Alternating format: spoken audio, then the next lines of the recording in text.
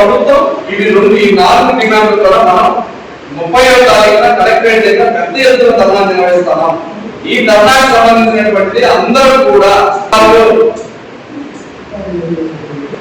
ప్రతి వాళ్ళు ఈ ధర్నాకు అందరూ కూడా హాజరు కావాల్సినటువంటి అవసరం ఉంది. ఒకటే కాదు, కాంట్రాక్టర్ హౌస్ హౌసింగ్ లో పనిచేస్తున్నటువంటి వాళ్ళు అందరూ కలిపి ఈ ధర్నాను ఫస్ట్ టైం ఇంప్లిమెంట్ చేస్తాం.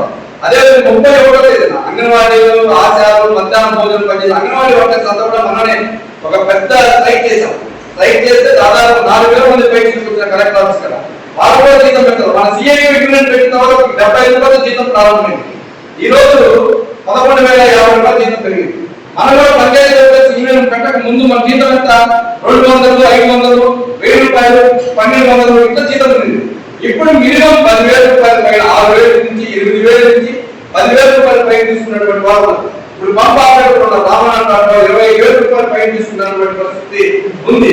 ఇట్లా రకరకాలైనటువంటి ఉంది. దీనికి సిఐ ఒక పెద్ద పోరాటాన్ని వెళ్తూ ఉంది. దానికోసం ఒక పెద్ద పోరాటం జరగబోతా ఉంది.